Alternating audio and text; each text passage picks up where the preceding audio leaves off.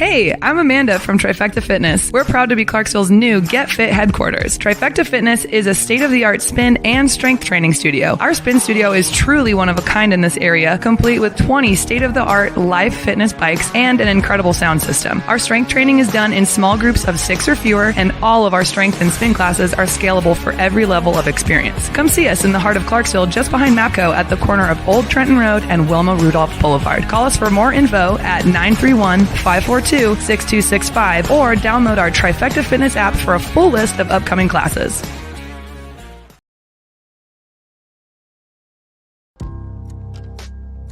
In October 2019, Arlington, Texas was chosen to be the home of a new national museum, unlike any other. The National Medal of Honor Museum will be a unique home of military history. The 100,000 square foot museum will house exhibits, archives, and artifacts relating to the 3,500 U.S. troops who have been awarded the medal, the nation's highest honor for valor in combat. The museum will have 31,000 square feet of galleries dedicated to U.S. troops who have received the award. The museum CEO, former Navy SEAL and NASA astronaut Chris Cassidy, said the museum will focus on education as much as preservation. The building will have 5 areas dedicated to Medal of Honor winners from the Army, Marine Corps, Navy, Air Force, and Coast Guard. The main gallery will be located in a central plaza under a 25,000 square foot slab of steel, which will appear to be suspended in midair. It will be supported by 5 pillars. Black Rifle Coffee is a corporate sponsor of the museum, as are the Dallas Cowboys. The museum's board also includes over a dozen major corporations and 6 Medal of Honor recipients, including David Bellavia, Patrick Brady, and Britt Slabinski. Army Staff Sergeant Bellavia was awarded the medal for clearing an entire house by himself on November 10, 2004, as a squad leader in support of Operation Phantom Fury in Fallujah, Iraq. He killed 4 enemy fighters and wounded a 5th in close quarters battle. Army Major General Brady flew and coordinated the evacuation of 51 seriously wounded men during a firefight in Vietnam in January 1968. Slabinski, a Navy SEAL chief and team leader, led a rescue team of SEALs during Operation Anaconda in Afghanistan in March 2002. Slabinski and his team flew to a mountaintop ambush site to rescue Petty Officer First Class Neil Roberts, who had fallen from the back of a helicopter. Slabinski led the team through almost constant combat against an entrenched Taliban force.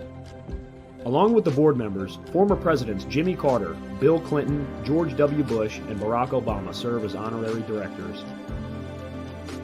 The museum is expected to open to the public in late 2024.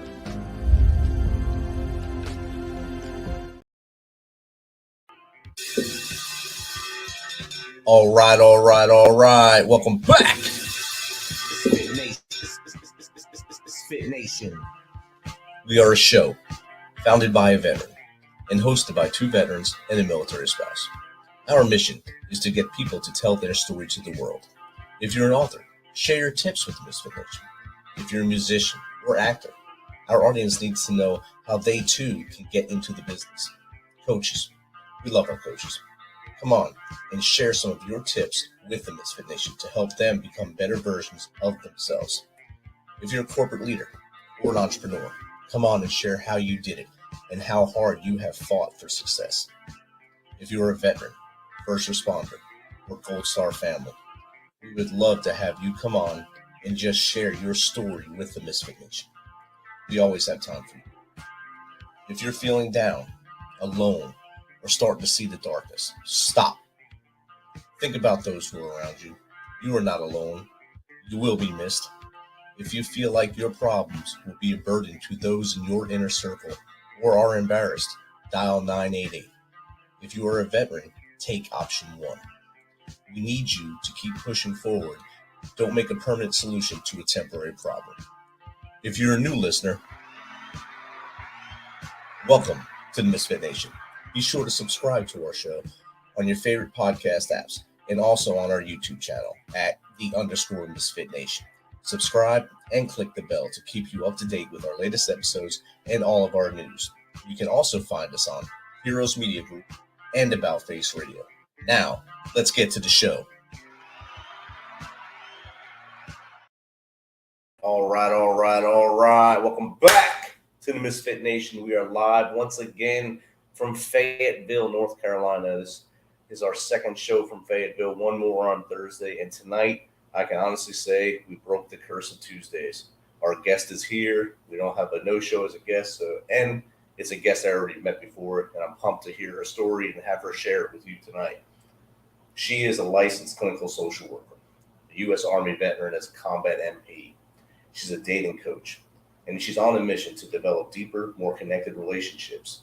She lives to authentically express herself through radical self-love, mindset, and practice. So without further ado, let's welcome Jessica Kelley to the Misfit Nation. Welcome, Jessica. Woo! Hi. Good evening. Good evening. It's awesome to have you here. I'm glad that you came around. I mean, we met, I think it was in January when we did the Valentine's card gathering for the mission, Travis Manion Foundation. And we talked for a while there, and you said you would call me when you were ready. And I was glad you finally reached out and said, I'm ready to do this. So here we are. Jessica, I gave a 2-cent blurb about you. Tell the audience a little more about you from as far back as you want to go to how we got to where we are today. All right. Pressure. Shall I stop in between or just keep on? You could. No, I'm just kidding. All right. Well, I'm 39 years old. I joined the Army when I was 17, December 6, 2001. So after 9/11. And was in the delayed entry program. And as soon as I turned 18, I took off to the Army. Let me think. Hold on. Gosh, there's so much. All right. Is there anything I want to tell you about that? I was thinking earlier, what do I want to talk about? What would be really valuable for your listeners? Was there a reason you joined the Army to begin with? Was that something you always wanted to do, or was that just the first in a long list of long line of challenges you started? Thank you for asking. Yes, there was a reason. I had a bit of a troubled childhood. I struggled to connect. I was very shy. I didn't get to express my feelings and my emotions a lot as a child. And, as a result, I didn't ask for a lot of help in school. And I created a story that, I wasn't very smart. So as I went through high school, I realized that being successful meant I needed to do something for myself. I was going to have to create my own success in life. And I was okay with that. So when it was getting closer to graduating, I still didn't feel very smart, even though I was in an honors class and I got, straight A's my last senior year. I did not feel very smart. I didn't have a lot of people around me telling me how smart I was, right? Or telling me what college was and where I should go, what I should do. I did terrible on the SAT, so that further affirmed that I wasn't very smart. And I didn't think I was smart enough to go to college, right? Well, one day the recruiters were walking around and I met a woman. I thought she was, very beautiful. She carried herself very well. And she told me that, obviously she was in the Army. She said, she has a house, she has a career, she's happy. She feels fulfilled. So I thought, what? I want that. I want to join the Army. I want all that. And I didn't have a lot of options when I was graduating, where I was going to live and that sort of thing. So it was just a perfect opportunity. And I joined the Army. It's like a perfect storm for you at that point then. So all eyes went to, but still in there, you never mentioned why on God's green earth did you pick MP? Because, Rich, I went to the Tampa MEPS. Mind you, I'm from Orlando, Florida. We do not have military walking around like here in Clarksville. Yeah. I didn't know anything about it. I didn't know you had to shoot guns. I didn't know you had to wear the BDUs because the recruiters, they wore those nice outfits. The lady was wearing makeup, all the things. Anyways, I went to MEPS and it was a very rough day. I felt very violated that day. I'm brand new to all this. I'm like, wow. And then they walk you into the room to pick your job. And, I got like an average score. So they were offering me a lot of jobs I didn't understand, like construction and things. And I was like, whoa, I don't want to do any of this, I'm getting overwhelmed. And there was a guy, the guy who's helping me, he brought out his I Love Me book. that what you called it? Yeah, Love Me book. Yeah. Yeah, I was like, you know what? Maybe I should come back another day. Maybe I should think about this. And he said, look at my I Love Me book. I'm an MP and I have all these certificates and I drive around in an air-conditioned car. You get to do all these things. It's great. Why don't you be an MP? And I was like, okay, I'll be an MP. And then he said, you have to sign up for 5 years because that's all we have. And I was like, oh my God. Okay, fine. I'll sign up for 5 years. And that's what I did. And did you go to Fort McClellan or Fort Leonard Wood? Leonard Wood. Leonard Wood, okay. So you got to go from beautiful Florida to Lost in the Woods, Missouri, to attend the MP school right next to the best branch in the Army, the Chemical Corps, which is right next door to you there. So, I mean, you could have turned left when you got there and started going chemical instead. You still stayed MP. And what was your first duty station after that? Fort Campbell, Kentucky, my first and only. And I remember being in basic training and they were handing out the orders, you know, where we're going to go. And they started laughing at me when they looked at mine. And I was like, oh my God, what is going on? Where am I going? And they're like, you're going to Fort Campbell, air assault. You're going to go to air assault school. And I was like, oh my God, what is that? Yeah. And that's where I went. Did you enjoy the 10 hardest days in the Army at air assault school, or did you bypass it? No, I went. You went. Yeah. You took that challenge, see? Yeah, they sent me because they knew I could pass it, but I did not want to go. You did not want to go? No. Sergeant Weaver, he said, you're going, don't embarrass us. Yes, Sergeant. So you did your 5 years. You said we were talking. Of course, we talked way back in January. We also talked in the reading room there. You were in Iraq, and that kind of motivated you to what you're doing now. Things you seen in Iraq. So share a little bit with the audience the things that you witnessed in Iraq and why in your mind you knew you had to do something else. Well, when I joined the Army, I didn't know what I wanted to be when I grew up. So I figured 5 years I could figure that out. And then I get thrust into the MP world. Although I didn't go on the road until after my first deployment. So it was more of a combat MP. I never made it to that air-conditioned car because as soon as I got out of basic training and got to Fort Campbell in January 2003, they were like, here's these desert uniforms. You're going to be going somewhere soon. So we're going to start training. And yeah, sorry. I'm thinking of all the memories with that. That was really scary. And again, so naive, Rich, this young 18-year-old girl, the orders had said we were going to Kuwait. So honestly, I didn't even know we were going to Iraq. And that's a little embarrassing to admit. But other people have said they thought the same thing. So I feel comfortable saying it. I mean, the Humvee you're in was kind of air conditioning, no windows, or at that time you probably still had plastic doors on them. So either it was a hot box or you had a little wind from the hot as a desert air at the time. Yeah. No, ours were up armored. Up armored, yeah, okay. So it was just a hot box. So. Yes, and you were just so grateful to have it. So you're like, I don't care how hot I am, I'm going to keep this. I do remember wanting to roll the windows down, and they're like, don't roll the windows down. It's like, I really want to roll the windows down. Let's take a risk. Could have volunteered to be a gunner. They did not put me in that position, no. I was the driver. Oh, well, there you go. That's good. So you got the drive. You controlled the action. That was good. I tried. I'd never driven a Humvee before. Oh, wow. I barely could see over the steering wheel. Probably made everyone in the vehicle so excited. I mean, I did have to replace a lot of mirrors. Let's just say that. Oh. But the motor pool always had extra, so it was okay. They had their own box of parts, the Jessica parts. She's back. So let's go get new mirrors, new lights. Everything's going well. But I mean, today I'm an excellent driver. Hopefully you drive a smaller vehicle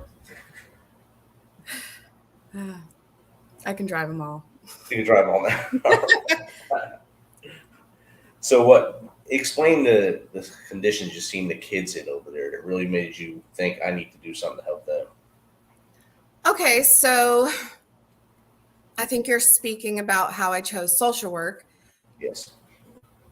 So when I was in the Army, by the end of the 5 years, all I knew is that I didn't want to be an MP. I didn't want to be a cop. I didn't want to be a police officer.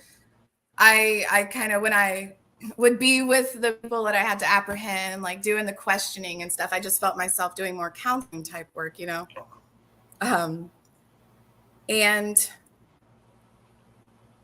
I just remember, okay, back to Iraq, how I remember in Iraq, I didn't know what I wanted to be, but I just remember in Iraq, in Al-Qut, Iraq, I just remember all the kids running around, chasing our Humvees.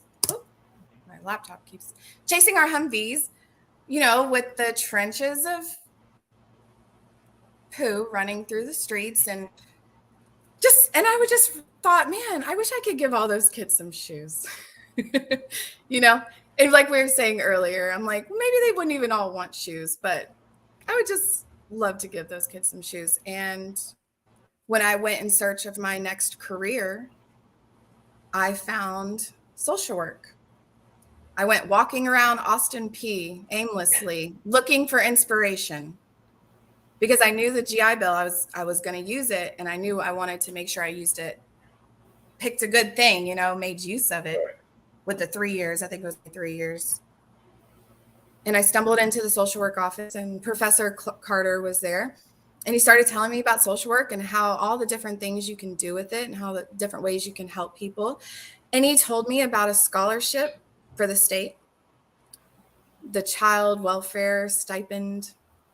And it was a 2-year scholarship. And I was like, you know what? I'm going to get that scholarship and I'm going to be a social worker. And that's what I did. I got the scholarship and I did my time. And then I served some time with the state and Child Protective Services, repay them for their kindness. Wow, nice. And you're now a proud Gov alumni, and you stayed in Clarksville. And what are you doing now with it? Oh, wow, Rich, that's jumping way forward. I'm trying to help you out, push it forward, but you can put it back. Well, I worked in Child Protective Services. That was my first job as a BSW, bachelor level social worker. And I interned in Child Protective Services and got the job in Child Protective Services. I just remember I was very good at my job. And what helped me be very good at my job was having been an MP, right? Those interpersonal connections, how to, talk to people, how to get the people in the handcuffs nicely so we can go down to the station, do our thing, go home, I had to build rapport very quickly with children in Child Protective Services. I don't know if you know a lot about that world or interested in knowing anything. You can share along. And ultimately, I've always worked with children, right? I started my career working with children, and I still work with children. But just kind of looking back how my skills have built all over the years, it really started in Child Protective Services, interviewing kids and connecting quickly and helping families.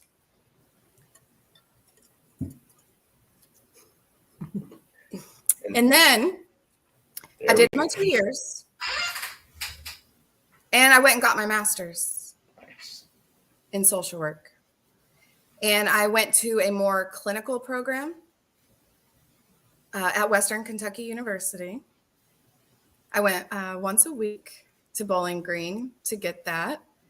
I interned in a mental health facility with soldiers and started learning about like group therapy and how to connect with larger numbers of people. That was a wild experience. And then, do you want to know what my first job was out of my master's? Yes. It was a nonprofit here in town in Clarksville. And I was an intensive therapeutic foster care therapist. I'm trying to think what my title was. I worked with foster kids in the home, intensive. So I saw them at least 3 hours a week sometimes. Wow. Yeah. And I took them to court appointments. I was also sort of like a case manager because we contracted with the state. So to provide services for the children an extra level, our kids were level 2 and 3 children. I did that for a couple of years and I needed a break. So I went into, my computer keeps going to shadow. Okay. After that, I went into training and recruiting of foster parents. Oh, wow. Mm-hmm.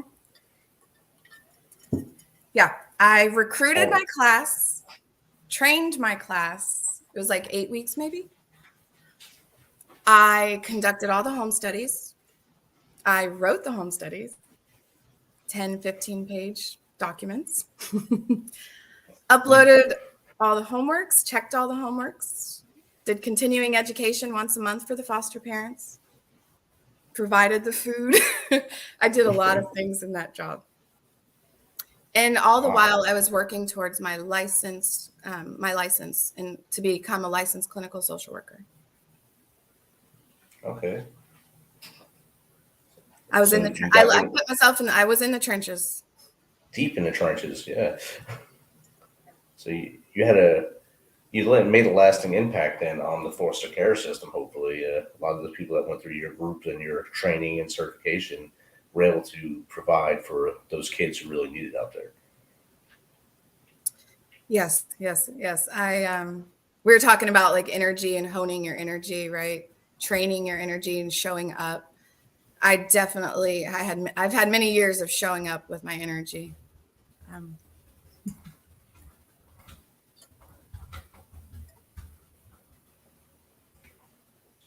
Answer someone in the chat real quick there. So they're trying to call, and the phones are not working while we're traveling because I can't connect it through the computer. So just putting the messages in the comments if you have questions or comments for Jessica, or more questions for Jessica than me, please, so she can keep rolling here. I know. I'm like, there's so much. It's just, as I say one thing, I get a trail of thought about this or that, it's. You gotta keep going on the path, keep the winding path that life is. That life is not a straight path. There's no straight line between two things. You're gonna wind up making a journey out of everything, and that's what you've been doing since the day you went to that MEPSA as a wide-eyed young high school graduate. You wound up in the MPs, left the MPs, went to Austin P. Then you became a hilltopper at Western Kentucky. You influenced the foster system through your program, and now where are we? Clarity. I've gained a lot of clarity over the years. Things have become clear. Well, I had to leave the nonprofit, right? My time there was up. I needed to go use my license, what I worked so hard for, right? And currently I work with military kids. I've worked with the elementary aged population. I did that for about 5 years, providing groups like play therapy type groups. Every grade. And I smile and laugh because I don't know if anybody's a teacher here or knows anything about working with kids. It's something. It's a wild ride with children. Yeah. Yes. It will trigger things inside of you didn't know you had. It will bring things up. It pushes you to be authentic, to be yourself. Finding the best way to work with kids. Right. Yeah. To save some of your energy, right? Because I'm not going to sit there and yell at kids all day to act right. I'm going to have to use different tactics. And no two kids are the same. So No. And then you just get to love them all, and you just have compassion for every single one of them, even though, they might really test your nerve that day. all day that day, yes. Yes. So yeah, I work with military kids, and it's hard to describe my job. My job really doesn't have a manual, like a how-to. You're going to, get these kids this day, and you're going to teach them this, and you're going to do that. It's not like that at all. I get to, kind of create my own program. And throughout the years, I've tried many different things. And if you were to ask me what I do now, go ahead, ask me, Rich. What do you do now, Jessica? Thank you for asking. You're welcome. I teach kids how to express themselves authentically, how to use their voice, how to be their self, how to talk to their parents, how to get their needs met, and how to understand their feelings. Okay, that's a lot of stuff, right? It's a lot of things, yes. Let's just start with authentically expressing themselves. And I do this through art, creative outlets. I always tell them, like, let's use a different side of our brains today, but to give them permission, right? I'll be like, you're using this side of your brain. Let's use the other side. Just creating a very non-judgmental atmosphere so that they can be their self, right? Because when you're not feeling judged or fear of being rejected, then you can be yourself. And you can create art and be you can be creative when you get to be yourself. So definitely. And they're more likely to express themselves more when they're able to be open like that.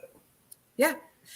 And there's many ways to express yourself. So I always teach them that there's no right or wrong way to express yourself, as long as you are expressing yourself is all I ask. So we paint, we use glitter, we sing, we dance. We do. There's a lot of things we do. In the future, I'd love to be a speaker. So I practice motivational speaking with them. Nice. Yeah. You got a candid audience. It's good. Oh, yes, for sure. And they give me good feedback. What are you saying? Yeah. Well, and after I did it for a year, I started noticing that they were using the same mindset strategies I use, things that you can say, and the things that I say, but they didn't even really realize it was from me. They were just they were so used to hearing it, and I love that. They teach me my own stuff sometimes, It's outstanding. You molded that into them. That's good. Yeah. And I hand them the microphone, and, some kids, it took a whole year for them to grab it and start speaking, but I believe in, little strides over time, and just letting people do things when they're ready, but always offering it, And there's something we say here in this nation, a lot of stacking victories. So each day you got to get little wins every day. Count the wins. Don't worry about your shortcomings, because you're going to have them every day. Don't dwell on them. Just keep moving forward. So we say stack your victories. That's kind of the same thing you were just saying there. Let them stack those little victories. Maybe it took them a year to grab that mic, but that whole year they were learning what to do with that microphone when they grabbed it. Yeah. Yeah. And honestly, I could use that. I could say victory, I give them all the tools. Another thing that we were doing is thought-provoking questions, because I've really realized that, questions are where it's at. Questions focus the mind. That's what coaching is all about. Asking the questions, get people thinking and focus their mind, So we always have a board with thought-provoking questions, and I put it out there. Come up with some thought-provoking questions. And they love it. They love to be asked questions. Go figure. And they like to ask questions too. So Yeah. So that helps them out too. and they'll learn new questions with the ones you provide them, of course, and bring that home to whoever their guardian or parents are at home. They give those same questions right to them and see if they get the same kind of answers. Right. And, people love to talk about themselves. So, the best thing to do is ask kids questions. Yes. And out of the mouths of babes will tell you a lot of things, and you just got to listen. Oh my God, they're so smart. Now I'm working with like adolescent, tween, 12 to like 14. So I stepped up to try a new skill working with older kids. When I was working in the foster care system, I realized I really like working with older kids I can communicate with more, but they have their own challenges. Yes. And I've learned so much, and I'm very grateful. Every boundary you never knew you needed to put or had, they will try to break it. Yes. So if you struggle with setting boundaries, that's going to be something you're going to have to work on when you work with kids. Yeah, or find a new profession, I guess. No, just work on it. Just work on it. Hey, all you got to do is practice. Weren't we talking about that? That's right. Practice makes perfect. Yeah. You can get any skill if you practice. I mean, that is what my life has been built on.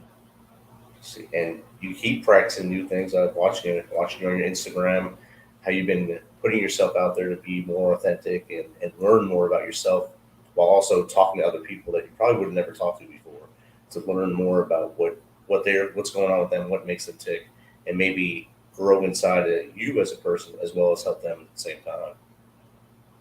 Oh yeah. You've been watching that journey on the Instagram. Yeah, I've been seeing it pops up, and I say, "Oh, look what she's doing today." I always thought you were in different countries, but I don't know if it's background or stuff. But it looks like you're like on a world journey, and you're always out there doing things.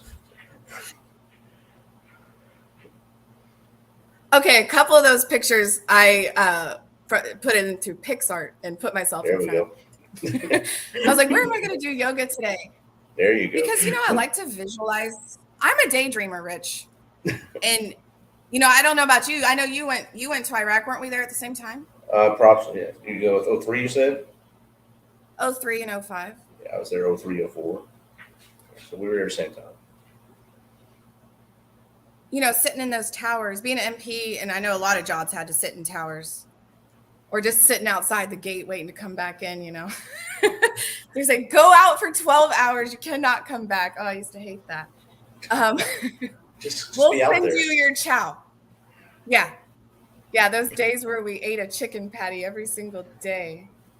But it was really a lot of times they call them something different the next day. It was veal one day, chicken one day, or maybe beef as it got browner. That was the second deployment. We got that was the second deployment, not the first. But sitting guarding people, prisoners, and doing stuff. I spent a lot of time in my head daydreaming. I'm a daydreamer. It was my coping skill. And when you were having those daydreams, did you write things down or wait till later to hopefully remember it, write it down? No, I didn't have any paper in the tower. See, you could have wrote on the wall. Missed opportunities. Yeah, gosh, no, I just kept it all in my head, and that kind of is what I do today. What I do now is practice living outside of my head and letting the world experience what's inside of here. What's in there? There's a lot in there. We got a question from the audience here. Okay. What are some challenges you deal with kids today with internet and technology bombardment versus 10 years ago? All right. Well, kids. That's from Jake. Hello, Jake Holland. All right.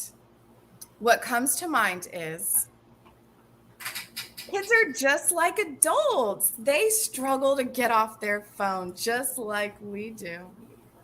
Mm-hmm. Yeah. They struggle furthermore to get off their phone because they don't have parents setting boundaries at home a lot of times. You know, kids come in so tired. Sometimes they're like, I'm so tired. I'm like, okay, why are you so tired? What can we do about it? Do you like being tired? Do you want to stop being tired? Why are you so tired? Because they're sitting on their phone all night. Well, where's your mom? Does your mom know you're on the phone? You know, they're like, oh no, my mom doesn't care. I'm like, okay, well, if your mom doesn't care, you're going to have to care. You know, so yeah, sitting on the phone, people texting them all night, them not being able to set the boundaries for technology, right? Because don't we all have to set boundaries for technology? Should be. I've been getting lost in mine too. It helps. Yeah. I don't know if that answered the question a little bit. Jake, did that answer your question? Gives a thumbs up emoji. So yes, he's on his phone too. Yeah. It's a great question there and a great answer because, like you said, I think we're all kind of leashed nowadays. 10 years ago, I think what he was getting at is a lot of kids, maybe they weren't getting raised by the computer or the tablet like they are now. A lot of kids getting raised by that tablet while mom and dad work or just do something else in the house. And I think it's harder to break that than it is anything else. Yeah, and I actually do have something to say about that. Okay. Now that I understand more.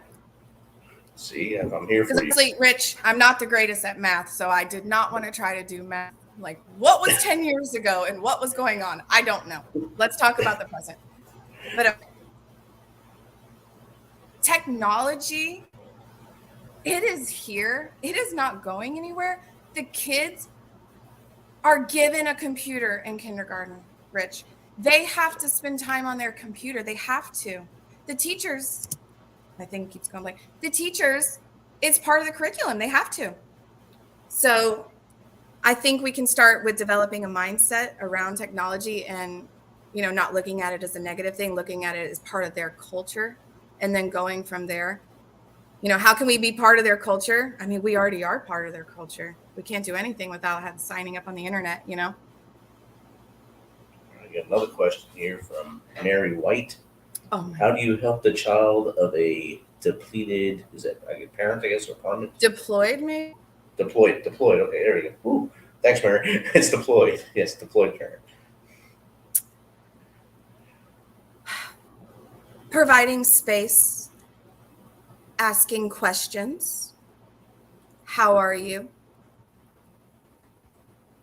What can we do right now for you? Showing them you care.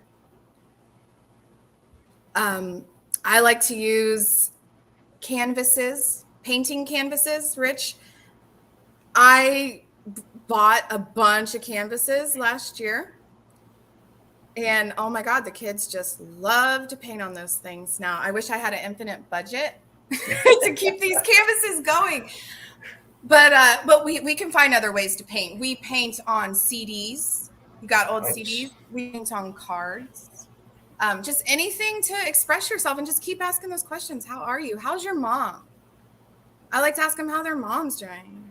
Have you talked to dad? Can we write dad a letter, you know? An actual letter, yes.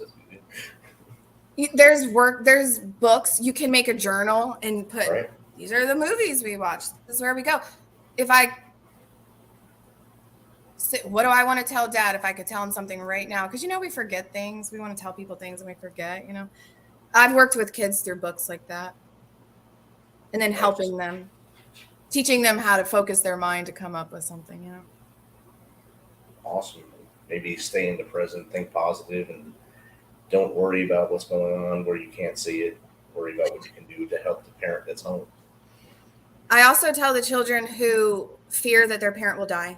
A lot of them fear their parent will die. And I just say, well, listen, your parents train like crazy. You know, like, remember they went out in the field, they're training, they're creating muscle memory. So when they get out there, they can just act and do what they need to do. So we just have to be and know that, you know? So that's one way I try to help them see that they've been working for this. It's their time to shine. It's your time to step up. Train their whole life to get there. And you got to do it right now. In or 4 months in basic training like me. And then just go right away. It's good. Yeah. Welcome. Goodbye. Bye. Yeah.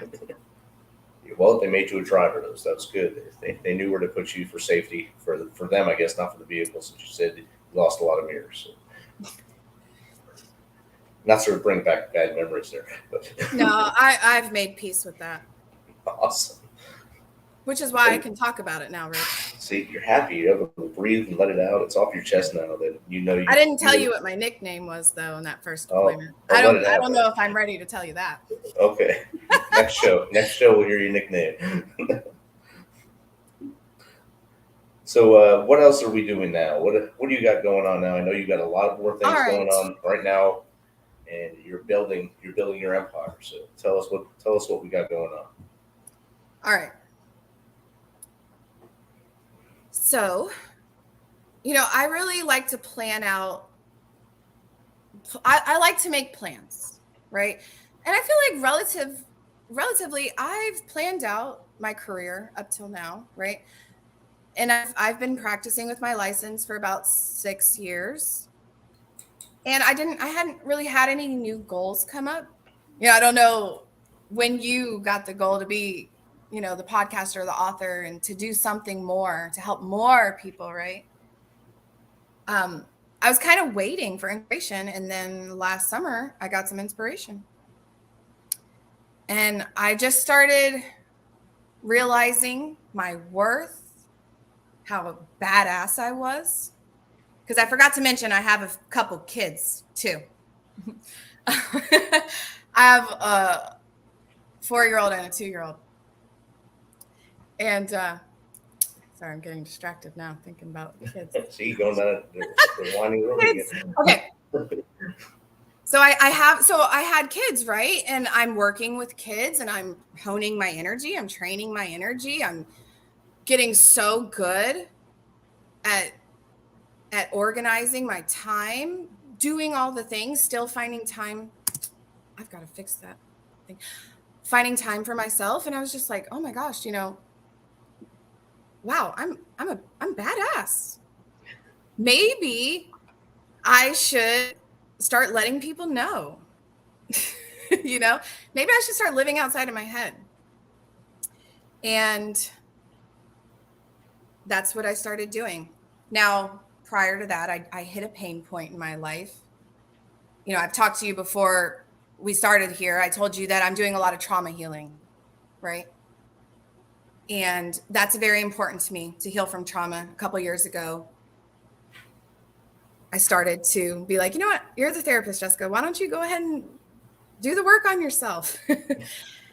And I got a divorce. I got some dreams born. And I was like, you know what? I want to make more money. I want to help more people. I want to be creative full time. Why don't I look into some other careers? And I went down a few, I explored different things. I don't know. Did you go exploring the different things before you picked podcasting? Not really. I just dove into it. Okay. So you kind of knew. Well, I explored blogging. Okay.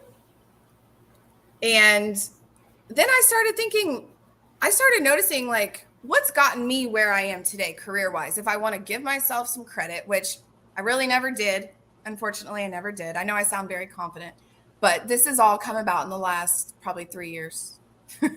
I've been training myself, but I realized, wow, Jessica, you've really been coaching yourself your whole life to get where you are, to push past. And I started following a coach, going to her lives, her free lives every week, building that know, like, and trust with her. And I've gone all in on building a life coaching business. And the more I get to know myself and practice my skills, the more I find my niche and what makes me passionate. And I've kind of landed on dating. Dating and relationships. My superpower is relationships. But currently, I'm in the dating world. So you know what? I wanted to niche down, and I'm like, I want to help people getting in the dating world because it is so fun. with the right tools and with the right foundations. I want to make sure people have them so they can have fun while they're dating, still working on themselves, still pushing towards their goals, all the things. Nice. Did that make any sense? I'm just trying to. Yes, it did. I mean, it's a lot to condense. I understood you. I understood the whole thing that time, so it's good. How does someone get in contact with you, maybe to have you help them or maybe join one of your groups? All right. Find me on Facebook, Jessica Kelley, Kelley. I have hearts on my profile picture. Join my Facebook group. I go live in my Facebook group every week. I teach a class. And you get me, my personality, maybe some stories. And it's free. I can work with you one-on-one. I'm building a program right now. So the best thing to do, you can go on Instagram, find me at Jessica Kelley Coaching, TikTok at Jessica Kelley Coaching, and just start following me and follow my journey. It's developing every day, and I'm working on a program, and I can't wait to get it out. Awesome. And the group page is going across the bottom right now. So if you're watching, you can see it. If you're not watching and you're listening on About Face Radio, it'll be in the show notes when it comes out as a podcast. You'll be able to click on it and get right in there and chat with Jessica and jump into her group and learn from her each week during her live classes. My Facebook group is called Mindset and Practice Matters. I had to make sure which one I put first. Mindset and Practice Matters. That's what I've built my life on, my mindset and practice.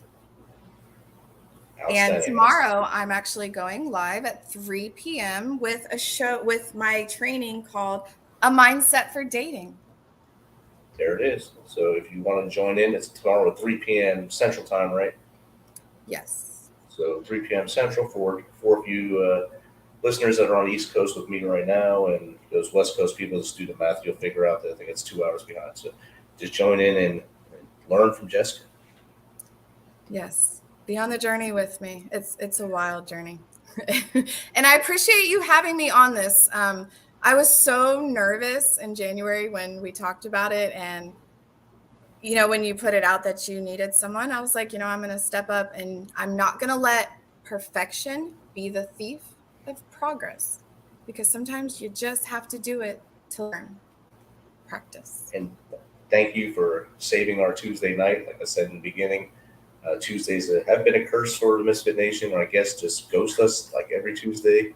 You jumped in and became our Tuesday guest. So we thank you, we applaud you, and we love everything you're doing. Thank you for that, and thank you for being who you are, what you're doing. Anytime, Rich, and I would never ghost you. So if you ever need me to come back, all right, I'll be even better next time, okay? Outstanding. You have a good night. You too. Thank you so much. Bye-bye. Thanks for checking us out and being a part of the Misfit Nation. Don't forget to visit our website at themisfitnation.com. It's themisfitnation.com to catch up on all of our episodes and also to get some of that great Misfit Nation gear. As always, be humble, stay hungry, and keep hustling, because we are